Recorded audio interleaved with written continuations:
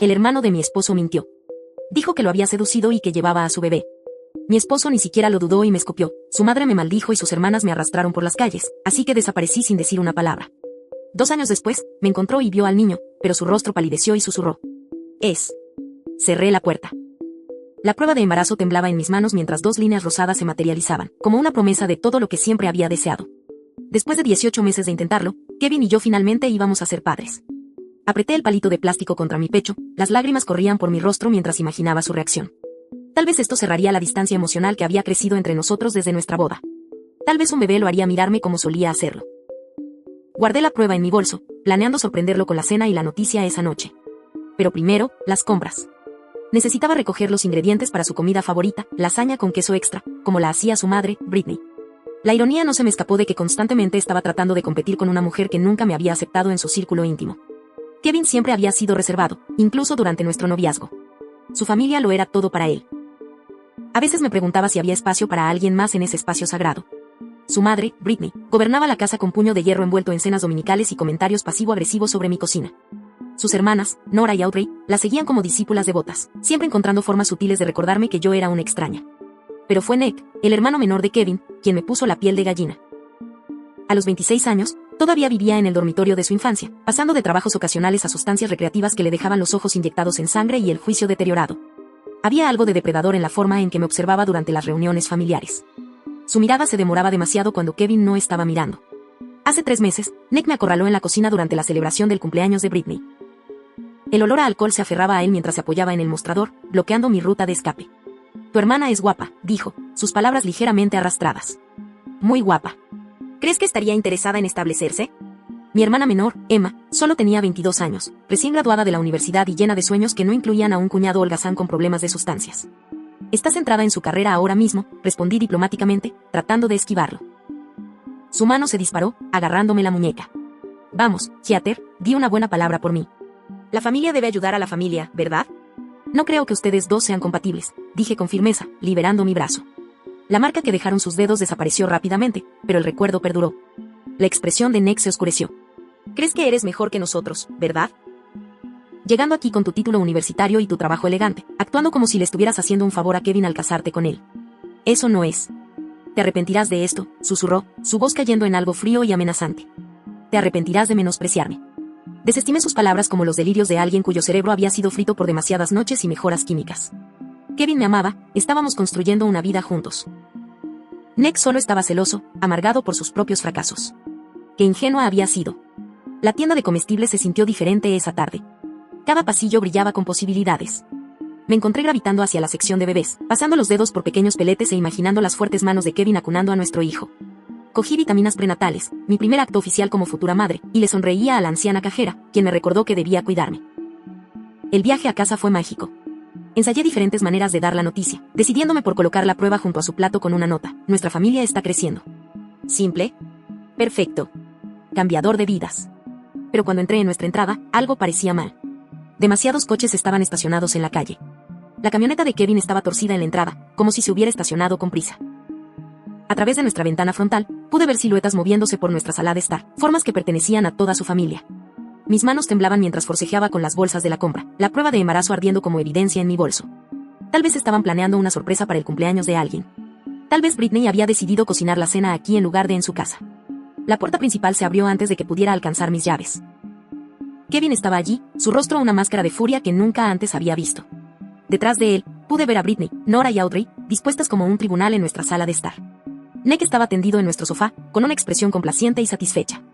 Necesitamos hablar, dijo Kevin, su voz plana y sin emoción. Lo seguía dentro, la bolsa de la compra todavía agarrada en mis dedos entumecidos. La atmósfera era sofocante, cargada de una electricidad que hizo que mi piel se erizara con advertencia.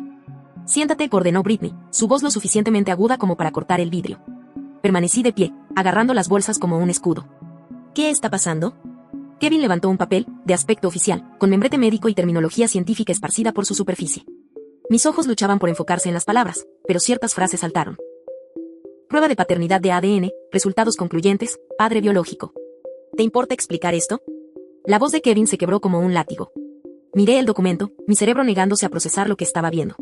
No entiendo. ¿Qué es esto? Es una prueba de ADN, dijo Nick desde el sofá, su voz goteando falsa preocupación. Kevin la encontró entre tus cosas. Al parecer, has estado guardando algunos secretos bastante grandes. Las bolsas de la compra se me escaparon de las manos, y el contenido rodó por nuestro suelo de madera. Eso es imposible. Nunca me he hecho ninguna prueba de ADN. No sé qué es esto. Dice que el bebé que llevas es de Nick, dijo Audrey, su voz aguda con acusación. Dice que has estado durmiendo con tu cuñado. La habitación se inclinó hacia un lado. ¿Qué bebé? ¿Cómo? Encontramos la prueba de embarazo en tu bolso, dijo Nora triunfalmente, mientras jugabas a la inocente en la tienda de comestibles. Habían revisado mis pertenencias personales. Habían encontrado mi secreto antes de que pudiera compartirlo con mi propio marido. Pero peor aún, de alguna manera, había un documento que afirmaba que Nick era el padre de un hijo que acababa de descubrir hacía unas horas. Esto es una locura, susurré, mi voz apenas audible. Kevin, me conoces. Sabes que nunca. Su rostro se contorsionó de disgusto. Creía que te conocía. Al parecer, me equivoqué. Antes de que pudiera reaccionar, antes de que pudiera defenderme o exigir una explicación, la saliva de Kevin me golpeó la cara. La conmoción, la violación completa, me dejaron congelada. Mi esposo, el hombre que había prometido amarme y protegerme, acababa de escupirme como si fuera algo desagradable que hubiera raspado de su zapato. Eres repugnante, dijo, su voz llena de un odio que nunca había imaginado posible. La mano de Britney conectó con mi mejilla antes de que pudiera procesar lo que estaba sucediendo. La bofetada resonó por nuestra sala de estar, seguida inmediatamente por los dedos de Audrey enredándose en mi cabello, tirándome hacia la puerta principal. Todos necesitan ver qué clase de mujer eres realmente, gruñó Audrey, arrastrándome afuera. Grité el nombre de Kevin, le rogué que escuchara, que pensara, que recordara quién era yo. Pero él se quedó en la puerta de nuestra casa, observando cómo sus hermanas me humillaban frente a nuestros vecinos, su rostro vacío de cualquier amor que alguna vez hubiera existido entre nosotros. La mentira ya había echado raíces, creciendo como veneno a través de todo lo que creía que era real. Las farolas se borraron entre mis lágrimas mientras me alejaba de lo que solía ser mi hogar. Mi rostro aún me ardía por la bofetada de Britney, mi cuero cabelludo palpitaba donde Audrey me había tirado del cabello. Pero el dolor físico no era nada comparado con el vacío que se extendía por mi pecho. Detrás de mí, podía oír el golpe de las puertas de los coches, los motores arrancando, la familia retirándose a su fortaleza de autocomplacencia. No miré atrás ni una sola vez.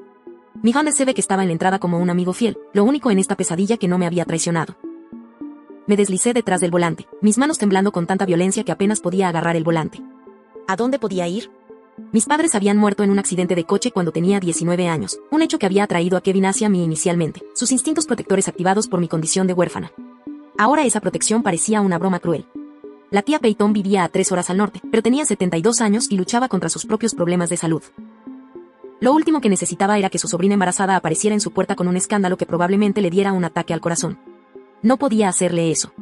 No podía cargar a la única familia que me quedaba con los restos de mi vida. Conduje sin rumbo por los suburbios, pasando por casas que brillaban con luz cálida, familias reunidas alrededor de mesas de comedor, niños seguros en el amor de sus padres, todo lo que creía tener, todo lo que había perdido en 30 minutos. Mi teléfono vibró contra el asiento del pasajero. El nombre de Kevin apareció en la pantalla, luego desapareció cuando no respondí. Volvió a vibrar una y otra vez. Finalmente lo agarré y lo apagué por completo. El silencio repentino fue más aterrador que el incesante timbre. Clare. El nombre me golpeó como un salvavidas arrojado a una persona que se estaba ahogando. Habíamos sido compañeras de piso en la universidad, hermanas por elección si no por sangre. Se había mudado a Portland hace 2 años por trabajo, pero habíamos mantenido una estrecha relación. Si alguien iba a entender, si alguien iba a ayudar sin juzgar, sería Clare. Entré en un aparcamiento de una gasolinera y usé el teléfono público, una reliquia antigua que de repente se sintió como la salvación. Mis dedos temblaban mientras marcaba su número de memoria. Hola. Su voz sonaba soñolienta, confundida. Clare, soy yo, Heather. Lo siento mucho por llamar tan tarde, pero yo... Mi voz se quebró, las palabras se atascaron en mi garganta como cristales rotos. Heather. ¿Qué pasa? Suenas fatal. La preocupación en su voz, el cambio inmediato de la confusión al modo protector, rompió algo dentro de mí. Lloré en el receptor del teléfono público sucio, jadeando fragmentos de la historia entre lágrimas, la falsa prueba de ADN, la saliva de Kevin, la humillación, el embarazo que debería haber sido una bendición pero que se había convertido en mi destrucción. Súbete a tu coche ahora mismo, dijo Clare, su voz todavía envuelta en terciopelo. Conduce a Portland. No te detengas. No pienses. Solo conduce. Tendré café listo y una cama hecha. Lo resolveremos juntas. Las 6 horas de viaje pasaron en un borrón de luces de carretera y paradas de descanso. Sobreviví con café de gasolinera y determinación, mi vientre se contraía ocasionalmente, recordatorios de la pequeña vida que crecía dentro de mí, inocente del caos que rodeaba su concepción.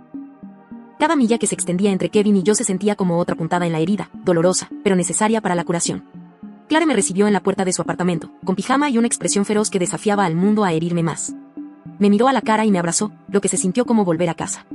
No tenemos que hablar de ello esta noche, susurró en mi cabello, pero mañana vamos a destruir a quien te hizo esto. Su habitación de invitados se convirtió en mi santuario. Clare trabajaba como diseñadora gráfica, principalmente autónoma, lo que significaba horarios flexibles y la capacidad de controlarme durante el día. Compró vitaminas prenatales sin que se lo pidiera, llenó el refrigerador con alimentos que no desencadenarían mis náuseas matutinas y nunca cuestionó mi versión de los hechos. Podrías luchar contra esto, dijo una noche mientras estábamos sentadas en su sofá compartiendo un litro de helado de menta con chispas de chocolate. Exponer la falsa prueba de ADN. Hacerles pagar por lo que hicieron. Presioné mi mano contra mi vientre creciente, sintiendo el primer aleteo de movimiento que luego se convertiría en patadas, hipo y pequeños pies presionando contra mis costillas. ¿Qué pasa si no puedo probar que era falso? ¿Qué pasa si ya han convencido a todos? ¿Qué pasa si pelear solo empeora las cosas? Clara estudió mi cara a la luz de la lámpara. ¿Qué quieres hacer? Desaparecer, dije sin dudarlo.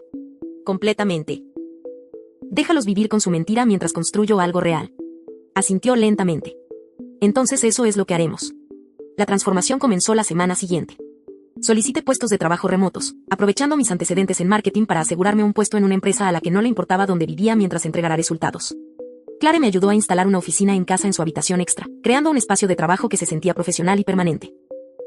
Pasaron meses en un capullo de tranquila productividad. Mi vientre creció redondo y firme, mi cuerpo cambiando de maneras que me asombraban y aterraban. Asistió sola a las citas con el médico, se negó a conocer el sexo del bebé y evitó cuidadosamente cualquier mención del padre en los formularios médicos. Este niño sería solo mío. La lluvia de noviembre golpeaba las ventanas del hospital mientras los dolores de parto se apoderaban de mi cuerpo con creciente intensidad. Clare me sostuvo la mano en cada contracción, me guió en cada respiración y lloró conmigo cuando Henry finalmente hizo su entrada al mundo. Era perfecto, 10 dedos de los pies, un mechón de cabello oscuro que me recordaba dolorosamente a Kevin. Sus ojos, cuando finalmente se abrieron, eran del mismo marrón oscuro que los de su padre. Mi corazón se apretó con reconocimiento y pérdida. Se parece a ti, mintió Clare amablemente, pero ambas sabíamos la verdad. Henry se parecía exactamente a Kevin, cada rasgo, cada expresión, cada pequeño tic. A medida que creciera, sería un recordatorio del hombre que había elegido las mentiras de su familia sobre la verdad de su esposa. Pero también era mío, completamente, totalmente, incondicionalmente mío. Las noches fueron las más difíciles. Cuando Henry lloraba y yo caminaba por los pisos del apartamento de Clare, a veces imaginaba llamar a Kevin, imaginaba su voz suave de asombro mientras describía la primera sonrisa de nuestro hijo, su pequeño puño envuelto alrededor de mi dedo, la forma en que se calmaba instantáneamente cuando cantaba canciones de cuna. Pero luego recordaba la saliva, el odio en sus ojos, las hermanas que me arrastraron por las calles como si fuera basura que debía ser desechada, la familia que había elegido la conveniente mentira de Nick sobre 2 años de matrimonio y amor. Cambié mi número de teléfono y bloqueé todas las formas posibles de que pudieran contactarme. Las cuentas de redes sociales desaparecieron, se abandonaron las antiguas direcciones de correo electrónico. Heather Morrison, la esposa de Kevin, dejó de existir. En su lugar, me convertí en Heather Collins, madre soltera, superviviente, una mujer que había aprendido que a veces la mayor venganza es simplemente negarse a ser destruida. Henry y yo construimos nuestra tranquila vida en Portland, lejos del veneno de las mentiras y las falsas acusaciones. Mi ausencia se convirtió en mi declaración, mi silencio se convirtió en mi fuerza. Querían que me fuera, les di exactamente lo que querían, y de alguna manera, eso se sintió como una victoria. 2 años de paz se rompieron con una sola llamada telefónica un martes por la mañana. Henry estaba construyendo torres con bloques coloridos en nuestra sala de estar, sus dedos regordetes apilando cuidadosamente cada pieza mientras hacía suaves sonidos de brom. A los 24 meses, se estaba convirtiendo en una pequeña persona con opiniones y preferencias. Su terquedad paterna ya estaba emergiendo. Cuando se acercaba la hora de acostarse, la voz de Clare tenía un tono que no había escuchado desde la primera noche que llegué a su puerta. Heather, necesitamos hablar. Alguien ha estado preguntando por ti.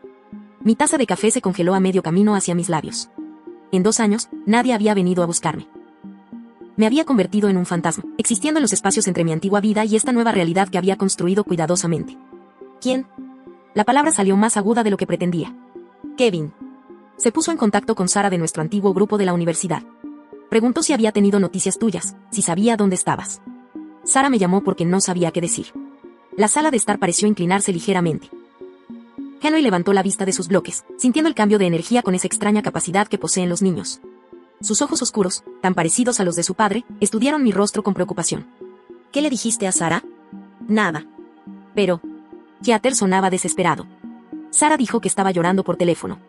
Dejé mi café, con manos que habían comenzado a temblar. No me importa si estaba gritando. Él tomó su decisión hace 2 años. Pero el silencio de Clare se prolongó demasiado y supe que había algo más. ¿Qué no me estás diciendo? Sara mencionó algo más. El hermano de Kevin, Nick, ha estado en el hospital. Algo sobre una neumonía que se puso grave. Lo escuchó por ahí. La mención del nombre de Nick todavía me hacía apretar el estómago, pero no sentía ninguna simpatía por su enfermedad. Bien. Tal vez el karma finalmente lo alcanzó. Lo que no sabía, lo que no podía haber imaginado, era que en una habitación estéril de un hospital a 3 estados de distancia, Nick se estaba ahogando en algo más que líquido en sus pulmones. La infección había desencadenado una fiebre alta que rompió los muros que había construido alrededor de su conciencia, y en su delirio, la verdad comenzó a salir como veneno de una herida infectada. Kevin había estado manteniendo una vigilia junto a la cama de Nick, su madre rotando turnos con sus hermanas. La familia que se había unido tan rápidamente para destruirme ahora se reunía para salvar a quien lo había orquestado todo. Pero la culpa, resultó ser, era una infección más persistente que la neumonía. Lo hice, había susurrado Nick a través de la máscara de oxígeno, su voz apenas audible sobre las máquinas que controlaban su cuerpo moribundo. Lo inventé todo. Heather nunca hizo nada. Quería hacerle daño porque no me ayudaría con su hermana. Quería destruirla.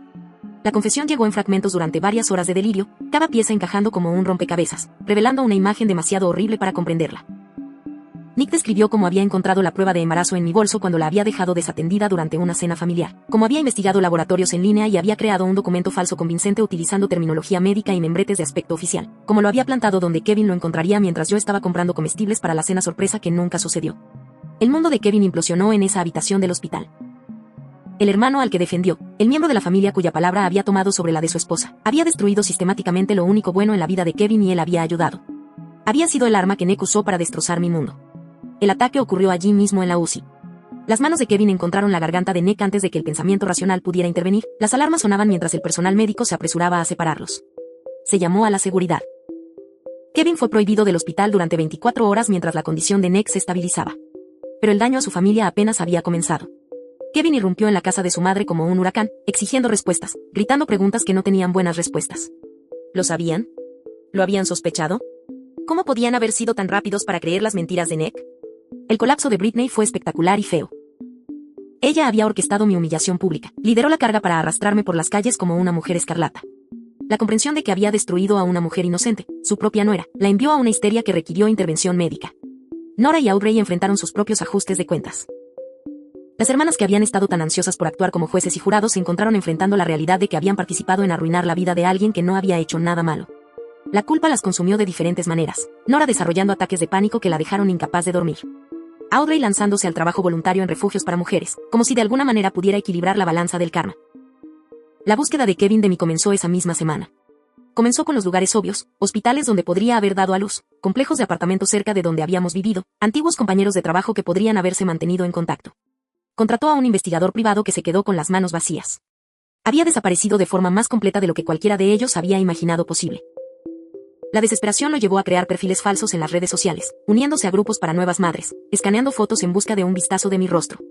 Se puso en contacto con todos los amigos en común que alguna vez tuvimos, dejando mensajes de voz que se volvían más frenéticos con cada día que pasaba. Si tienes noticias de Heather, por favor dile que ahora sé la verdad. Por favor dile que lo siento. Por favor dile que haré lo que sea para arreglar esto. Pero había cortado esas conexiones tan a fondo que sus mensajes cayeron en los vacíos. El informe del investigador privado fue devastador en su totalidad, sin tarjetas de crédito, sin contratos de arrendamiento, sin registros de empleo, sin huellas digitales. Heather Morrison había dejado de existir efectivamente. El avance provino de una fuente inesperada. Clara había estado observando mi deterioro emocional a medida que la búsqueda de Kevin se intensificaba. El estrés estaba afectando mi trabajo, mi sueño, mi capacidad de estar completamente presente para Henry. Tomó una decisión que cambiaría todo, motivada por el amor y la preocupación por mi bienestar. Cuando el investigador de Kevin se puso en contacto con ella directamente, ella se rompió, no completamente. No reveló mi ubicación o mi identidad actual, pero confirmó que estaba viva, que estaba a salvo y que de hecho había estado embarazada cuando desaparecí. Tuvo al bebé, le dijo Clare al investigador, su voz pesada con el peso de la traición que estaba cometiendo contra mi confianza. Y necesita saber que el niño se parece exactamente a Kevin, nada a Nick, nada en absoluto. Ese único hilo fue todo lo que Kevin necesitó.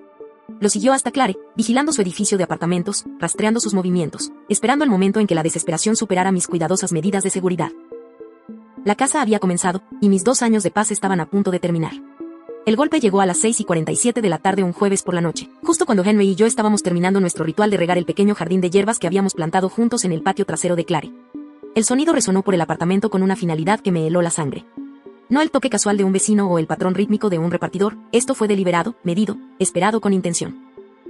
Henry levantó la vista del pequeño regador que había estado usando para empapar las plantas de albahaca, su carita brillante con la simple alegría de ayudar. «Puerta, mamá», dijo. Supe, sin mirar por la mirilla, sin revisar el monitor de seguridad que Clare había instalado después de mi llegada, supe exactamente quién estaba al otro lado de esa barrera de madera. Mi cuerpo reconoció el sonido, de la manera en que los sobrevivientes de trauma reconocen sus desencadenantes, instantáneamente, visceralmente, completamente. Mis manos temblaron al acercarme a la puerta, Henry siguiéndome con su regadera aún apretada en sus puños. A través de la mirilla, la cara de Kevin apareció distorsionada por la lente ojo de pez, pero inconfundiblemente él. Parecía haber envejecido una década en 2 años, sus mejillas estaban hundidas, sus ojos hundidos en círculos oscuros que hablaban de noches sin dormir y una culpa interminable. La fuerte línea de la mandíbula que una vez me había encantado trazar con la punta de los dedos ahora parecía lo suficientemente afilada como para cortar vidrio. Abrí la puerta lo suficiente como para verlo claramente, manteniendo el cerrojo de seguridad enganchado. El sol de la tarde proyectaba largas sombras en el pasillo, pero nada podía ocultar la devastación escrita en sus rasgos. Theater, mi nombre cayó de sus labios como una oración, rota y desesperada. Detrás de mí, Henry se había callado de la manera en que lo hacen los niños cuando sienten tensión en los adultos. Podía sentir su presencia en mi cadera, su pequeño cuerpo cálido contra mi pierna mientras me miraba con ojos curiosos. La mirada de Kevin cayó sobre Henry, y vi cómo se transformaba su rostro. El reconocimiento fue inmediato y devastador. El cabello oscuro de Henry captó la luz del pasillo de la misma manera que el de Kevin, la forma de su nariz, la postura de sus hombros, incluso a los 2 años, era como mirar a Kevin cuando era niño. Es Kevin. Su voz se quebró, la pregunta flotando en el aire entre nosotros como humo. No respondí. En cambio, retrocedí y cerré la puerta con un suave clic que pareció resonar por todo el edificio. Pero Kevin no se fue. Podía ver su sombra debajo de la puerta, podía oírlo respirar al otro lado de la madera. Durante 20 minutos, se quedó allí en absoluto silencio mientras Henry y yo cenábamos, mientras le daba el baño a Henry, mientras le leía su cuento para dormir. Solo cuando las luces del pasillo cambiaron a su configuración vespertina más tenue, escuché que sus pasos finalmente se retiraban. Regresó la noche siguiente, y la noche siguiente a esa. Al cuarto día, encontré una carta deslizada debajo de la puerta. Mi nombre estaba escrito en el sobre con la cuidadosa letra de Kevin, la misma escritura que una vez había adornado las notas de amor escondidas en mi bolsa de almuerzo. La tiré sin abrirla. Siguieron más cartas, aparecieron cajas de regalo afuera de la puerta, juguetes para niños que permanecieron sin abrir, flores que se marchitaron en su papel de envolver, fotos de nuestro día de bodas que me hicieron sentir un dolor fantasma en el pecho. Doné los juguetes a una organización benéfica y tiré todo lo demás en el contenedor detrás del edificio de Clare. Las disculpas llegaron a través de la misma puerta, la voz de Kevin amortiguada pero audible mientras le hablaba a la madera como si fuera mi rostro. Sé que estás ahí. Sé que puedes oírme. Por favor, Theater, déjame explicarte. Henry comenzó a hacer preguntas. ¿Por qué el hombre triste habla a la puerta, mamá? Le dije que el hombre estaba confundido, que tenía el apartamento equivocado. Pero los niños ven la verdad de maneras que los adultos no pueden, y los ojos de Henry contenían un conocimiento más allá de sus años cuando miró esa puerta. El punto de ruptura llegó un martes por la noche cuando había trabajado hasta tarde en un proyecto particularmente exigente. Clara estaba fuera de la ciudad visitando a sus padres y el apartamento se sentía demasiado silencioso, demasiado vulnerable. Acababa de acomodar a Henry en su cuna cuando escuché un movimiento en el pasillo. Kevin no estaba llamando esta vez, estaba sentado contra mi puerta, con la espalda apoyada en la madera y estaba llorando, no las lágrimas cuidadosas y controladas de un hombre que intenta mantener la dignidad, sino los sollozos crudos y feos de alguien cuyo mundo se había derrumbado por completo. Les creí, susurró a la puerta, su voz apenas audible a través de la madera. Dios mío, les creí. Le creí porque era más fácil que admitir que podría estar equivocada. Era más fácil que enfrentarme a mi familia. Era más fácil que elegirte a ti sobre ellos. Presioné mi propia espalda contra la puerta, separada del por 7,62 centímetros de madera y 2 años de devastación. Tiré todo lo bueno de mi vida porque era una cobarde. Porque dejé que me convencieran de que su versión de los hechos tenía más sentido que confiar en la mujer con la que me casé, la mujer a la que prometí proteger. Su voz se quebró por completo entonces y pude oírlo luchando por respirar entre sus lágrimas. Veo tu rostro todas las noches cuando cierro los ojos. Veo la forma en que me mirabas cuando te escupí. Veo la confusión, la traición, la forma en que tu mundo entero se derrumbó en ese momento, y sé que yo hice eso. Destruí lo mejor que me había pasado porque era demasiado débil para luchar por ti. Me deslicé por la puerta hasta que me senté en el suelo, con las rodillas levantadas hasta el pecho, escuchando al hombre que una vez amé derramar su corazón a un trozo de madera. Ese niño pequeño ahí es mío, ¿verdad? Tiene mis ojos, la barbilla de mi madre, la forma en que sostiene la cabeza cuando tiene curiosidad. Solía hacer eso cuando era niño. Es mi hijo y nunca podré conocerlo porque elegí creer una mentira en lugar de confiar en mi esposa. Cuando finalmente hablé, mi voz era firme y fría. Tienes razón. Nunca lo conocerás porque yo no soy la misma mujer que te amaba, Kevin. Esa mujer murió la noche en que elegiste las mentiras de tu familia sobre 2 años de matrimonio. Y Henry no es tu hijo para reclamar solo porque ahora te sientes culpable. El silencio que siguió se extendió entre nosotros como un abismo. Finalmente, lo escuché ponerse de pie, escuché su mano tocar la puerta una última vez. Lo sé, susurró. Sé que no merezco el perdón, pero necesito que sepas que nunca dejé de amarte, incluso cuando pensé que me habías traicionado. Una parte de mí sabía que no tenía sentido, y pasaré el resto de mi vida lamentando no haber escuchado esa parte. Sus pasos se desvanecieron por el pasillo, pero esta vez supe que volvería. La puerta entre nosotros se había convertido en un símbolo de protección, de límites, de la vida que había construido sin él, y no tenía intención de abrirla. Las visitas individuales de Kevin me habían preparado para su persistencia, pero no estaba preparada para la delegación que llegó 3 semanas después. A través de la mirilla, los vi reunirse en el pasillo como dolientes en una vigilia. Britney, sujetando un sobremanila contra su pecho, Nora, jugando con cuentas de rosario, Audrey, sosteniendo lo que parecía ser una caja de regalo envuelta profesionalmente. El golpe llegó en un patrón que no reconocí, vacilante y disculpante. Cuando no respondí, escuché la voz de Britney, más delgada de lo que recordaba, envejecida por la culpa y las noches sin dormir. Heather, por favor, sabemos que estás ahí. Él simplemente no hablará. Necesitamos arreglar esto. Henry estaba durmiendo la siesta en su habitación y estaba agradecida por el silencio que significaba que no sería testigo de este momento. Permanecí congelada detrás de la puerta, mirando a través de la mirilla mientras la familia de Kevin, las personas que habían orquestado mi destrucción pública, esperaban el perdón que no tenía intención de otorgar. Trajimos cartas, agregó Nora, su voz apenas más alta que un susurro. Explicaciones. Sabemos que lo que hicimos fue imperdonable, pero por favor. Me alejé de la puerta sin responder. Déjalos allí de pie. Déjalos sentir el peso de las puertas cerradas en silencio. Déjalos entender lo que se siente al ser excluidos, no deseados, despedidos. Esperaron 1 hora antes de finalmente dejar sus ofrendas y partir. Cuando Clare regresó de su viaje de negocios esa noche, me encontró sentada en el sofá rodeada de sobres y cajas de regalos sin abrir, mirándolos como si pudieran explotar. Vinieron aquí, dije simplemente. La expresión de Clare se endureció. Había estado recibiendo llamadas cada vez más desesperadas de los familiares de Kevin, cada una suplicando su intervención, su ayuda para contactarme. Se había convertido en mi portera involuntaria, un papel que estaba desgastando su paciencia. ¿Qué quieres que haga con esto?, preguntó, señalando la pila de intentos de reconciliación. Devuélvelos, dije. Pero primero, quiero que transmitas un mensaje. Clare esperó, su cuaderno ya en la mano. Diles, me avergonzaste en público, sanarás en silencio. El mensaje fue entregado, pero no los detuvo. Las cartas de Britney comenzaron a llegar diariamente, cada una más desesperada que la anterior.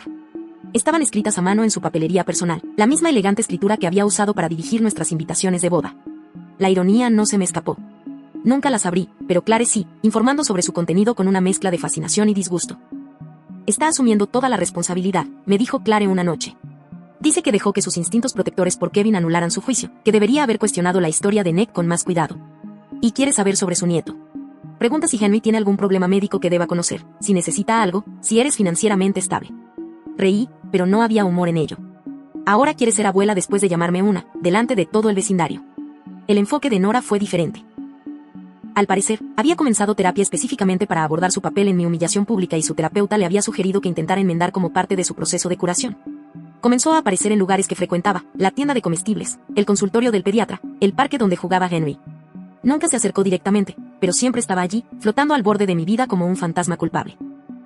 Clare finalmente se enfrentó a ella en el pasillo de cereales de nuestro supermercado local. Deja de acosar a mi amiga, había dicho Clare, lo suficientemente alto como para que otros compradores pudieran oír. Tu culpa no es responsabilidad de ella. El rostro de Nora se había arrugado, pero había sentido y se había ido de la tienda inmediatamente. Audrey eligió la ruta más pública para su contrición. Su disculpa en las redes sociales fue compartida miles de veces, un ensayo cuidadosamente elaborado sobre los peligros de sacar conclusiones precipitadas, la importancia de apoyar a las mujeres en crisis y el daño duradero causado por la vergüenza pública. Etiquetó organizaciones de violencia doméstica y refugios para mujeres, convirtiendo su culpa en activismo. La publicación llegó a mí a través de antiguos amigos de la universidad que la reenviaron con mensajes de apoyo y conmoción. Leer las palabras de Audrey, su admisión de que había participado en la destrucción de la vida de una mujer inocente, se sintió surrealista. Estaba representando su culpa ante una audiencia, haciendo su redención tan pública como lo había sido mi humillación. Durante este circo de expiación, tomé una decisión que protegería a Henry y a mí permanentemente. La tía Peyton, a pesar de su edad y problemas de salud, demostró ser una defensora feroz. Cuando expliqué la situación, me conectó con un abogado de familia especializado en proteger a las mujeres de situaciones abusivas. No se incluye ningún padre en el certificado de nacimiento significa que no hay derechos legales, explicó el abogado durante nuestra consulta. En lo que respecta a la ley, este niño tiene un padre. Mantuvimos esa posición desde el nacimiento, lo que fortalece significativamente tu caso. Creamos lo que el abogado llamó un cortafuegos legal, documentación que evitaría cualquier reclamo de custodia futuro, demandas de visitas o interferencia en la vida de Henry. El proceso fue exhaustivo y emocionalmente agotador, requiriendo que proporcionara relatos detallados de las falsas acusaciones, la humillación pública y el abandono completo que había experimentado. Pero había una persona que aún no había recibido mi atención directa, Nick.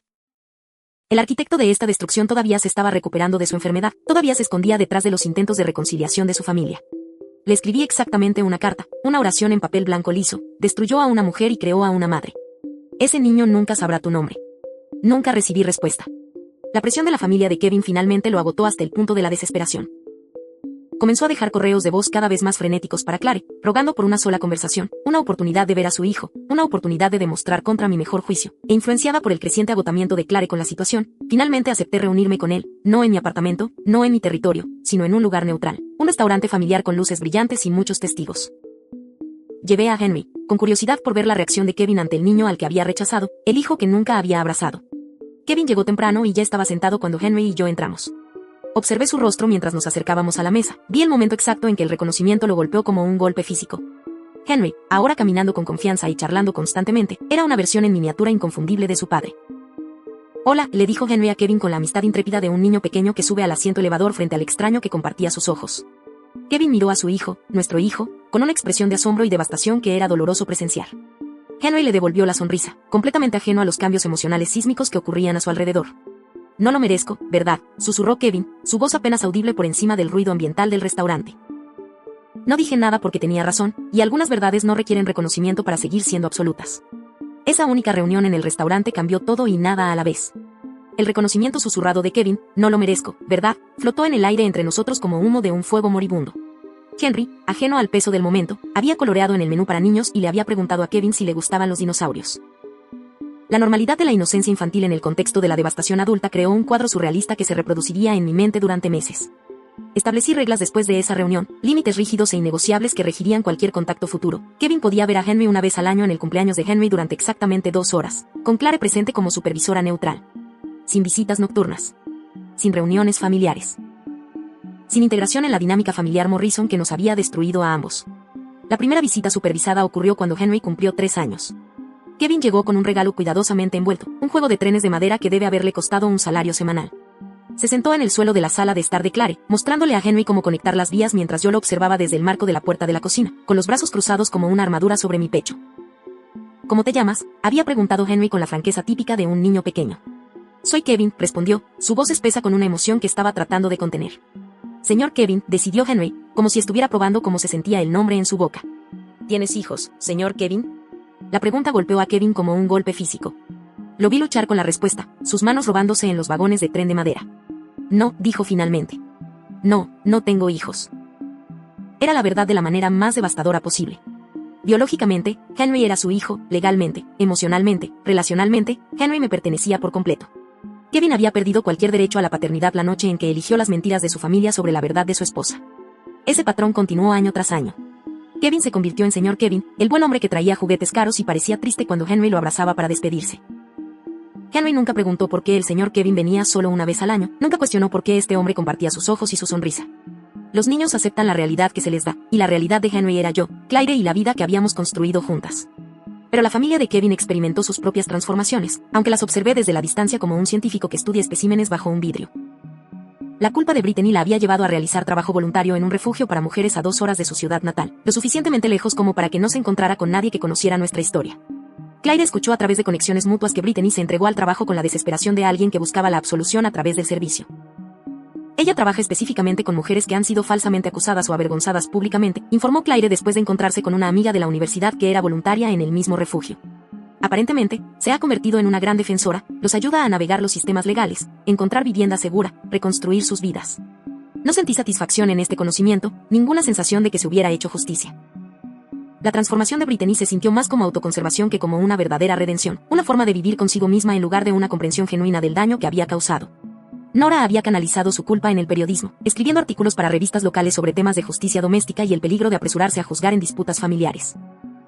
Sus artículos estaban bien investigados y escritos con cuidado, aunque detecté la corriente subyacente de experiencia personal que impulsaba su pasión por el tema. Se había convertido en una experta en falsas acusaciones dentro de las familias, la psicología de la creencia y el trauma duradero de la humillación pública. El camino de Audrey me sorprendió más. Había dejado su trabajo corporativo para trabajar con niños con necesidades especiales, dedicándose a proteger a los miembros más vulnerables de la sociedad. Su presencia en las redes sociales había evolucionado de actualizaciones personales a publicaciones de defensa sobre los derechos de los niños e iniciativas contra el acoso escolar. La mujer que me arrastró por las calles se había convertido en alguien que luchaba para asegurarse de que otros niños nunca experimentaran la vergüenza pública. No perdoné a ninguna de ellas, pero reconocí el cambio. Su culpa las había transformado en personas que podrían evitar que otra mujer experimentara lo que yo había soportado. Era una extraña forma de justicia. Mi destrucción había creado defensores que podrían salvar a otros de destinos similares. Mientras tanto, Clara y yo habíamos descubierto nuestro propio propósito en los destrozos. Habíamos comenzado poco a poco, solo conversaciones con mujeres que se habían comunicado después de la publicación de la disculpa viral de Audrey. Nos encontraron a través de amigos mutuos, a través de redes de apoyo, a través del ferrocarril subterráneo de mujeres que habían sobrevivido a falsas acusaciones y vergüenza pública. Nuestro grupo de apoyo se reunía mensualmente en la sala de estar de Clara, luego se mudó a un centro comunitario a medida que aumentaba nuestro número. Nos llamamos Fuerza Silenciosa, no porque nos mantuviéramos calladas, sino porque habíamos aprendido que a veces la respuesta más poderosa a la destrucción era reconstruir más alto de lo que habíamos sido destrozadas. No gritamos, se convirtió en nuestro lema no oficial. No peleamos, nos alejamos y reconstruimos. Compartí mi historia con cuidado, centrándome en la recuperación en lugar del trauma, como había creado protecciones legales para Henry, como había establecido la independencia financiera, como había construido una vida que no podía ser destruida por las mentiras de otras personas porque no dependía de su validación. Otras mujeres compartieron sus experiencias, esposas acusadas de infidelidades que nunca habían tenido, madres denunciadas falsamente por abuso infantil por exparejas vengativas, profesionales cuyas reputaciones habían sido destruidas por chismes maliciosos.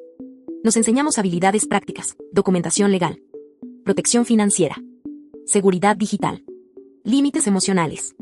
Pero quizás la parte más poderosa de nuestras reuniones fue el simple acto de ser creídas.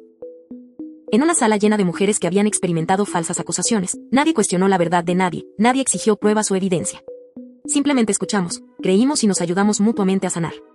Nick siguió siendo el único hilo suelto en este tapiz de transformación. Su salud física se había recuperado, pero su aislamiento era completo y autoimpuesto. Perdió su trabajo cuando su papel en mi destrucción se hizo público. Los viejos amigos lo evitaron, incluso su familia mantuvo la distancia, su amor por él estaba contaminado por la comprensión de lo que les había costado a todos. Escuché a través de la red de chismes de la tía Peyton que se había mudado a un estado diferente, trabajando en trabajos ocasionales y viviendo solo en un apartamento estudio. Su poder, su capacidad de manipular y destruir, se había evaporado junto con su credibilidad. Existía pero no vivía, sobrevivió pero no prosperó. Nunca le envié otra carta, nunca reconocí su existencia más allá de la única oración que había escrito años antes. Su castigo no era mi responsabilidad de hacer cumplir, era simplemente la consecuencia natural de sus elecciones, el aislamiento que proviene de ser el tipo de persona que destruye vidas inocentes por una venganza mezquina. A veces, tarde en la noche, cuando Henry estaba durmiendo y el apartamento estaba silencioso, reflexioné sobre la naturaleza de la venganza. Quería gritar mi verdad, contraatacar, obligarlos a todos a reconocer lo que me habían hecho. En cambio, desaparecí. Ese silencio se había convertido en mi espada, cortando más profundo y durando más de lo que cualquier confrontación podría haber logrado. Mi ausencia los había destruido más eficazmente de lo que mi presencia jamás podría haberlo hecho. Tuvieron que vivir con sus elecciones, con su culpa, con el conocimiento de que habían tirado algo precioso e irreemplazable. Pude vivir con mi hijo, mi paz y él a partir de conocimiento inquebrantable de que había sobrevivido a lo peor y había construido algo hermoso a partir de los destrozos. La venganza, aprendí, no era lo que les hacías. Los destrozos. La venganza, aprendí, no era lo que les hacías a las personas que te lastimaban, era lo que te negabas a dejar que te quitaran de nuevo.